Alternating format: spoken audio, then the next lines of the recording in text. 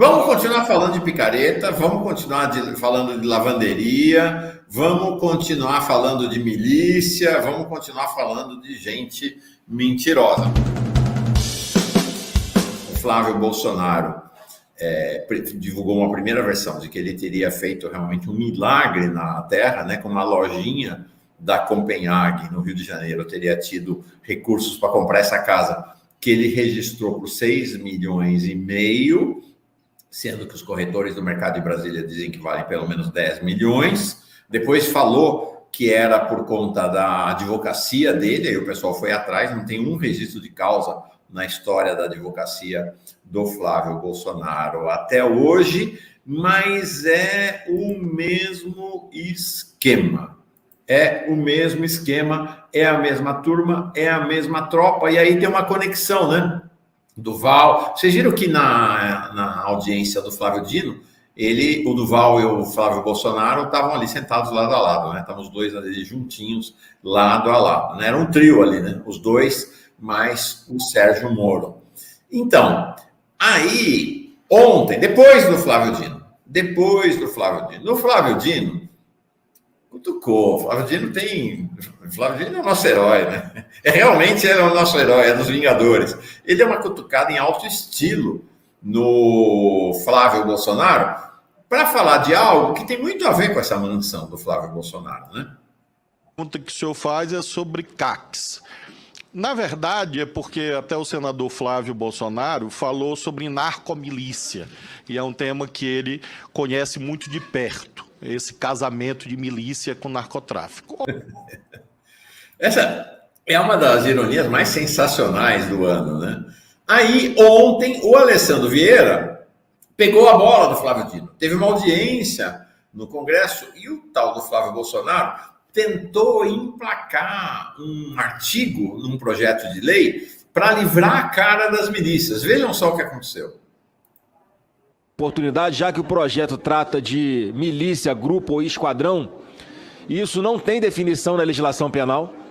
Hoje quem define o que é isso é o juiz.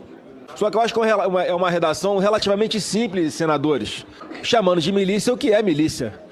E está assim a redação: milícia particular, toda associação ou organização que, a pretexto do exercício, alegação do exercício ou oferecimento de serviço público ou assemelhado, ou seja, net, gás, esgoto, energia elétrica, exige o pagamento de qualquer quantia ou vantagem indevida mediante emprego de violência ou grave ameaça.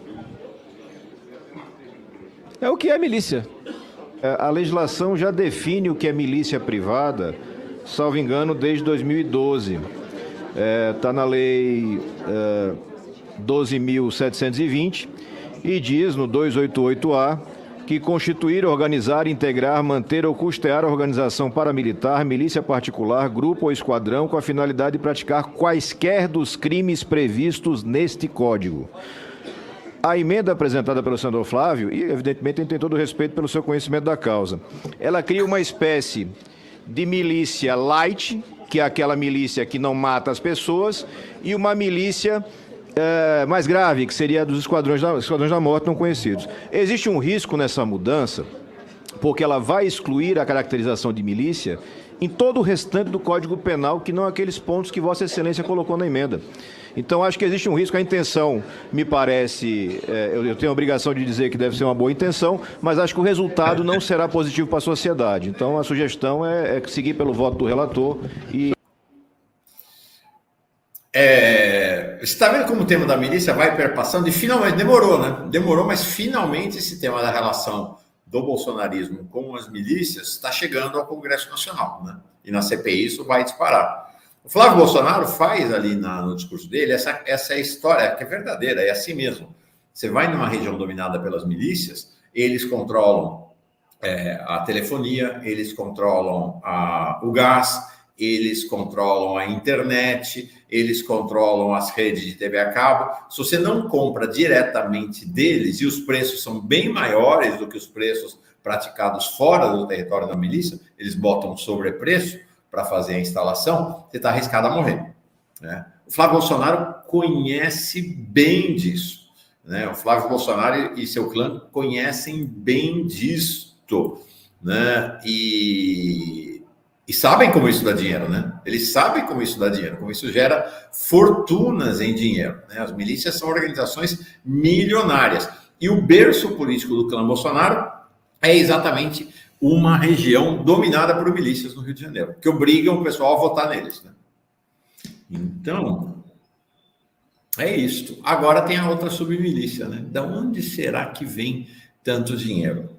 Eu queria colocar uma questão para comentar com vocês, para vocês comentarem agora, que é esta organização. Nós vamos falar do Mauro Cid daqui a pouco. Mas antes eu queria falar o seguinte. Vocês lembram do caso da rachadinha do Flávio Bolsonaro ligado diretamente às milícias? O advogado do Flávio Bolsonaro, lá no Rio de Janeiro, para tratar das milícias, que se chama Rodrigo Roca, é um advogado que, antes de cuidar do Flávio Bolsonaro, cuidava do quê? Milicianos. Cuidava do quê? Militares do exército que tinham sido pegos em atividades criminosas. Ele vira advogado do Flávio Bolsonaro e passa a ser um homem de confiança do clã. Olha que coisa esquisita, depois a Liana vai chegar, nós vamos perguntar para ela aqui essa questão da defesa. O clã Bolsonaro passou a controlar a defesa dos seus. Então, tanto o Anderson Torres quanto o Cid tiveram quem como advogado? O mesmo Rodrigo Roca. Então, o Rodrigo Roca, que na semana passada deu uma declaração estranhíssima, né? Ele deu uma declaração à imprensa como representante do Cid para dizer que o Bolsonaro não tinha nada a ver com a história da carteira de vacina. Então, ele foi colocado pelo clã Bolsonaro para eles controlarem a defesa tanto do Anderson Torres quanto do Mauro Cid. Está aí, do lado esquerdo, está este advogado Rodrigo Roca. No dia 30 de março, o Anderson Torres tirou esse sujeito da defesa dele. Ontem foi a vez do Mauro Cid, tirou. No caso do Anderson Torres, não aconteceu o mesmo, mas ontem o Mauro Cid tirou o Roca e trouxe esse mais jovem, que vocês estão vendo aí, o Bernardo Fenelon, de Brasília. Qual é a especialidade dele? Até escreveu um livro sobre isso. Delação premiada. Delação premiada. Então, tá um alvoroço geral para tudo quanto é lado, né? Aparentemente, o clã Bolsonaro está perdendo o controle sobre a defesa tanto do Anderson Torres quanto do Mauro Cid. Aparentemente não, né? Perdeu, né? A Zenha. Henrique? Pode falar, Zé. Acho que você já esgotou o assunto. Acho que eles estão perdendo o controle porque eles estão sendo acossados por múltiplas frentes, né? Você, lá no começo do programa, mostrou a manchete de Nova York, em que o presidente da Câmara fala nas eleições de 2026 que a direita tem favoritismo, e ele não menciona o Bolsonaro como candidato, né? Então, assim, ninguém mais acredita que o Bolsonaro vai ser candidato, porque ele vai ser cassado pelo TSE, provavelmente condenado no STF pela pandemia, que o julgamento vai começar em breve, vai ser um julgamento público, inclusive, no plenário. Ele vai ter condenações no STF pela pandemia, vai ser provavelmente cassado pelo TSE, e isso nós estamos falando só do início. Tem a rachadinha dos filhos do Carlos Bolsonaro, tem os atos antidemocráticos, tem o golpe, a sequência que terminou no dia 8 de janeiro. Então, por mais que ele continue, e ele fez uma tentativa de manter o seu capital político, obviamente, indo a Ribeirão Preto e fazendo aquela aparição diante de milhares de pessoas num lugar em que ele é favorecido. Do agronegócio estão os grandes fãs e os grandes financiadores dele. Apesar disso, né, ele fez aquele showzinho dele lá em Ribeirão para tentar passar a ideia de que ele não perdeu nenhum capital político. Mas você que mora em Brasília, Mauro, sabe que o Bolsonaro está sendo acossado em múltiplas frentes e dificilmente sobrevive como candidato viável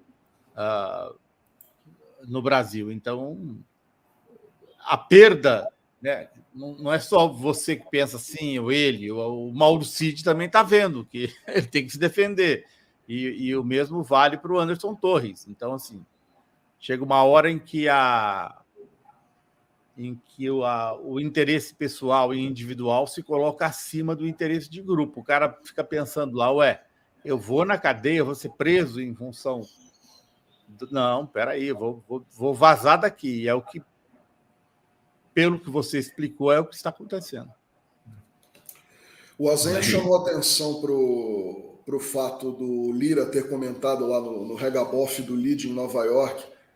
Ele citou aí uma lista, uma relação de presidenciáveis com chance e deixou de fora o nome do ex-presidente Jair Bolsonaro. Ontem repercutiu bastante também uma atitude idêntica do governador de São Paulo, do Tarcísio de Freitas, que numa entrevista ao programa Caminhos, né, que é um programa semanal que vai ser apresentado pelo empresário Abílio Diniz na CNN Brasil, ele fez a mesma coisa. Ele citou ali uma lista com presidenciáveis, citou os governadores do Rio Grande do Sul, do Rio de Janeiro, de Minas Gerais, de Pernambuco, a Raquel Lira, citou o nome do presidente Lula como um possível postulante aí à reeleição e ignorou o nome do Jair Bolsonaro nessa lista que ele falou. Então, assim, parece que fica cada vez mais óbvio e indisfarçável, inclusive para o bolsonarismo e para a extrema-direita, que, do ponto de vista eleitoral, pelo menos, o Jair Bolsonaro parece ser uma figura aí que está sendo deixada de lado, né? Ele já não se considera mais que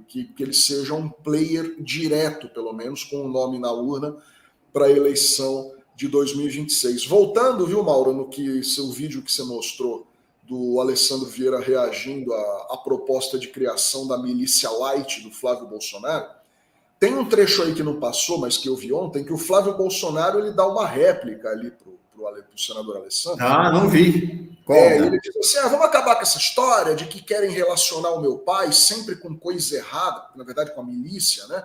Porque no Rio de Janeiro, que tem um governo aliado do bolsonarismo, nunca foi tão combatida a milícia. Para quem não sabe, né, eu queria informar a nossa audiência que o Flávio Nantes Bolsonaro, esse senador hoje da República, que foi durante algum tempo deputado estadual no Rio de Janeiro, ele fez uma homenagem em plenário, ele fez uma homenagem oficial, com placa e documento, assinada pela mesa diretora da Alerj. Ele fez uma homenagem oficial ao Adriano da Nóbrega, que é o mais notório miliciano da história do Rio de Janeiro, foi morto já, em circunstâncias muito estranhas. Então, assim, ele homenageou esse cara, ele prestou serviço de assistência a esse sujeito quando ele esteve preso, quando ainda era policial militar do BOPE, no Rio de Janeiro. Ele visitou o maior miliciano da história, né, de sempre, de todos os tempos, do Rio de Janeiro, e ele não sabe por que, o Maurício, ele quer saber por que associam o nome da família dele à milícia. Ele empregou a esposa e a mãe do miliciano no seu gabinete. E o Jair Bolsonaro, o pai, no mesmo período, quando o Adriano estava preso por um homicídio, ele foi condenado em primeira instância e depois ele conseguiu anular a sentença, o Jair Bolsonaro faz um discurso na Câmara Federal, em Brasília, dizendo assim, olha, uma grande injustiça está sendo condenada, eu fui assistir o julgamento, quer dizer, ele se deu ao trabalho de assistir ao julgamento. E por que ele foi fazer o discurso lá?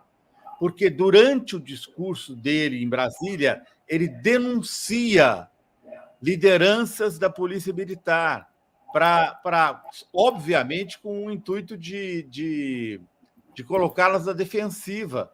Ele denuncia nominalmente um comandante da Polícia Militar que tinha deposto contra o Adriano. Então, assim, é coisa muito mafiosa. Para um deputado federal ir até a Câmara, falar o nome do militar lá da tribuna, dizendo que não, eu vi o julgamento, é uma grande injustiça e fulano é culpado pela injustiça. Gente do céu! Quem já fez isso? Que senador ou que deputado que já se prestou a esse serviço?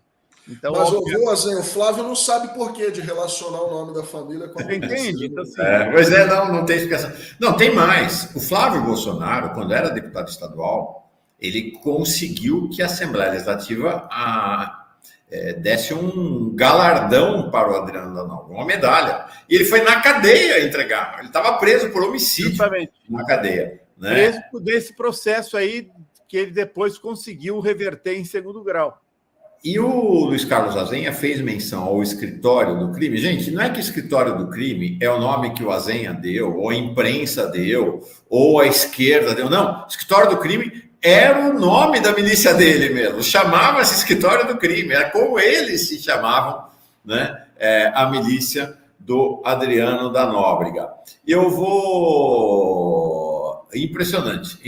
A Aliana Ciris aqui no bastidor dizendo isso. Né? O Bolsonaro assistiu mesmo ao julgamento do Adriano da Nóbrega no Tribunal de Justiça do Rio de Janeiro. É impressionante esses vínculos cruzados.